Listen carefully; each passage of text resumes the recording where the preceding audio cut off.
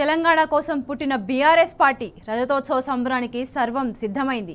చరిత్ర మరువని పోరుతో స్వరాష్ట్రాన్ని సాధించిన కేసీఆర్ మరోసారి తెలంగాణలో విప్లవ స్ఫూర్తిని రగిలించేందుకు సిద్ధమయ్యారు. దగాపడిన తెలంగాణ గులాబీ దళపతి కోసం ఎదురు చూస్తున్నది. రాష్ట్రంలో నెలకొన్న పరిస్థితుల నేపథ్యంలో బీఆర్ఎస్ మహాసభను లక్షలాదిగా జనం పోటెత్తుతున్నారు. ఎల్కతుర్తి వేదికగా జరగనున్న ఈ మహాసభ కోసం బీఆర్ఎస్ ఘనంగా ఏర్పాట్లు చేసింది. స్థానిక రైతులు స్వచ్ఛందంగా ఇచ్చిన 1213 ఎకరాల స్థలంలో తాత్కాలిక ఏర్పాట్లు పూర్తయినాయి. ఇందులో 154 ఎకరాల్లో మహాసభ ప్రాంగణం ఏర్పాటు చేశారు. దాదాపు 500 మంది కూర్చునేలా గులాబీ రంగులతో సభావేదికను తీర్చిదిద్దారు. వేదిక పక్కన కళాకారుల ఆటపాట కోసం ప్రత్యేకంగా స్టేజ్ ఏర్పాటు చేశారు. ఈ సభ కోసం రాష్ట్రం నలుమూలల నుంచి 50,000 వాహనాలు వస్తాయని అంచనా. అందుకు తగ్గట్టుగా 1059 ఎకరాల స్థలంలో పార్కింగ్ ఏర్పాటు చేశారు. సభకు వచ్చే ప్రజల కోసం 1,00,000కు పైగా కుర్చీలు ఏర్పాటు చేశారు. మహిళల కోసం ప్రత్యేక కుర్చీలు, బారిగేట్లు పెట్టారు. ఎల్ఈడి స్క్రీన్లు, లైట్ల కోసం 200 భారీ జనరేటర్లు ఏర్పాటు చేశారు. సభా ప్రాంగణంలో మొత్తం 23 భారీ ఎల్ఈడి స్క్రీన్లు ఉంచారు. ఎమర్జెన్సీ సర్వీస్ కోసం 6 అంబులెన్స్లు, 12 వైద్య శిబిరాలు అందుబాటులో ఉంటాయి. ఇక ఎండల నేపథ్యంలో 10 లక్షల వాటర్ బాటిళ్లు, 10 లక్షల మజ్జిగ ప్యాకెట్లు సిద్ధం చేశారు. సభకు వచ్చే ప్రజలకు ఇబ్బందులు కలగకుండా 1200 తాత్కాలిక మరుగుదొడ్లు ఏర్పాటు చేశారు.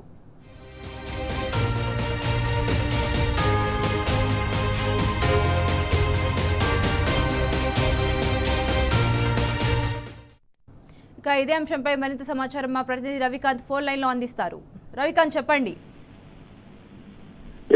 చరిత్రలో నిలిచిపోయే ఒక మహాద్భుతమైన సభకు ఎల్కతుర్తి వేదికగా ఉంది. చెలో వరంగల్ సభ కోసం ప్రజలంతా కూడా నిన్న పొద్దుటి నుంచే తరలి వస్తా ఉన్న సందర్భం కనిపిస్తా ఉంది. ఇప్పటికే ఎవరైతే కొద్ది రోజుల ముందు నుంచి ఎడ్ల బండ్ల ద్వారా, సైకిల్ యాత్రల ద్వారా, పాదయాత్ర ద్వారా తమ యాత్రలు మొదలు పెట్టారో వాళ్ళు ఇప్పటికే సభా వేదిక వద్దకు చేరుకున్నారు. సభా ప్రాంగణం దగ్గర ఒక కోలాహలమైన వాతావరణం అయితే కనిపిస్తా ఉంది. చుట్టుపక్కల గ్రామాలకు సంబంధించిన వాళ్ళు ఇక్కడ ఒక మహాసభ జరిగిపోతుందా, ఒక గొప్ప సభ జరగబోతుంది, కేసీఆర్ గారు వచ్చి మాట్లాడతారని తెలిసినటువంటి అక్కడ ఉన్నటువంటి స్థానిక ప్రజలంతా కూడా ఆ సభా వేదిక వద్దకు వచ్చి చూసి వెళ్తా ఉన్నారు. చిన్న పిల్లల నుంచి మొదలుకొని వృద్ధుల వరకు అందరూ కూడా తమ కుటుంబాలతో పాటు వచ్చి ఇది కేసీఆర్ సభ, మా కేసీఆర్ సభ అనే విధంగా కూడా అక్కడ ఒక చర్చ అయితే కొనసాగుతున్న సందర్భం మనకు కనిపిస్తా ఉంది. తెలంగాణ రాష్ట్ర వ్యాప్తంగా ఉన్నటువంటి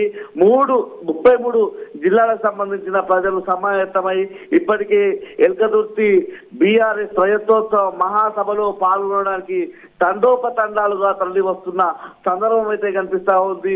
అందుకు అనుగుణంగానే బీఆర్ఎస్ అధినేత కేసీఆర్ గారి సూచనల మేరకు, ఆదేశాల మేరకు, ఆయన నిర్దేశం మేరకు ఉమ్మడి వరంగల్ జిల్లాకు సంబంధించిన నాయకత్వం అంతా కూడా తలమునకలై పనిచేస్తున్న సందర్భం మనకు కనిపిస్తా ఉంది. దేశం ఒక ఏదైతే తెలంగాణ రాష్ట్రం వైపు చూసే విధంగా తెలంగాణ తొలి ముఖ్యమంత్రి బీఆర్ఎస్ అధినేత కేసీఆర్ గారు ఇవాళ ఏం మాట్లాడతారు? అబద్ధపు హామీలు ఇచ్చి అధికారంలోకి వచ్చిన కాంగ్రెస్ పార్టీ 16 నెలల నుంచి ప్రజలను అనేక విధాలుగా మోసం చేస్తా ఉన్న సందర్భం మనం చూస్తా ఉన్నాము. ఈ క్రమంలోనే కేసీఆర్ గారి మాటలు ఎలా ఉంటాయి, ఆయన ప్రసంగంలో ఎలాంటి అంశాలు దాగి ఉంటాయన్నటువంటి ఒక ఆసక్తి అయితే తెలంగాణ రాష్ట్ర వ్యాప్తంగా ఒక చర్చ అయితే కొనసాగుతున్న సందర్భం మనకు కనిపిస్తా ఉంది.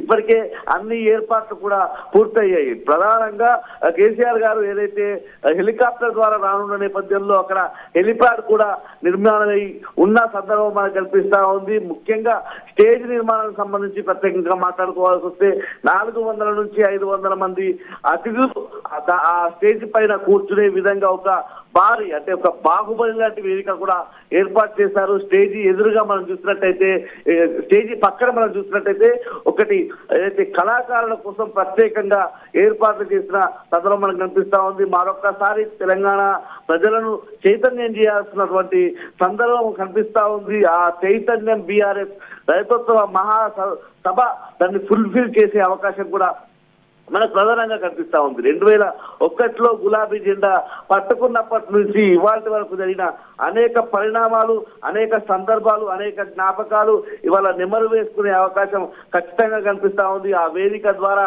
2001కి ముందు, అంటే తెలంగాణ బీఆర్ఎస్ అప్పటి టీఆర్ఎస్ స్థాపించక ముందు ఎలా ఉండే పరిస్థితులు, ఆ తర్వాత ఒక్కో పోరాటంగా అంటే ఒకే పిడికిలుగా ఒక్కడిగా కేసీఆర్ గారు కదిలినప్పుడు పిడికటి మందుతో ఉద్యమం మొదలైన సందర్భం నుంచి లక్షలాది మందిని ఏకం చేసి తన గొంతు ద్వారా, తన ప్రసంగాల ద్వారా, తను చేసినటువంటి చైతన్యం ద్వారా తెలంగాణ ప్రాంతం అంతా కూడా మాకు ఇంత అన్యాయం జరిగిందన్నటువంటి అంశాల్లో నుంచి ఆ ఒక్క వ్యక్తికి తోడైనటువంటి కోట్లాది మంది ప్రజల ఆకాంక్ష వల్ల నెరవేరిన సందర్భంలో 2014 తర్వాత మళ్ళీ బీఆర్ఎస్ అధికారంలోకి వచ్చిన సందర్భం, బీఆర్ఎస్ అధికారంలో ఉన్నటువంటి 10 ఏళ్ల పాటు తెలంగాణ రాష్ట్రం సుభిక్షంగా కొనసాగిన సందర్భాన్ని దేశం అనేక విషయాల్లో కొనియాడింది.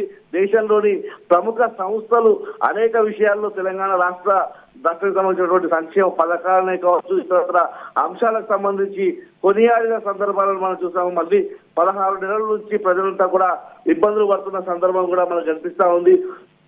ముఖ్యంగా అనేక హామీలు ఇచ్చి అధికారంలోకి వచ్చిన కాంగ్రెస్ పార్టీ వాళ్ళ ప్రజలను ఇబ్బందులు పెడుతున్న సందర్భం మనకు కనిపిస్తా ఉంది.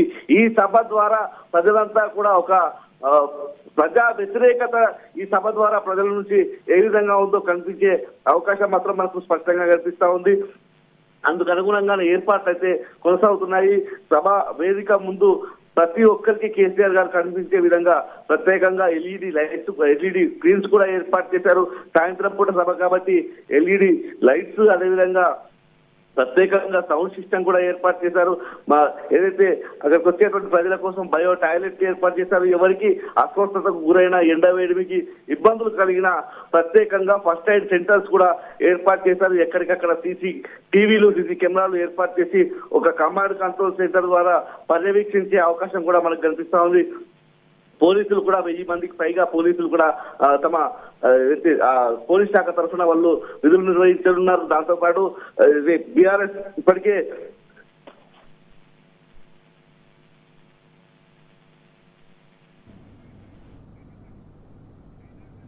రైట్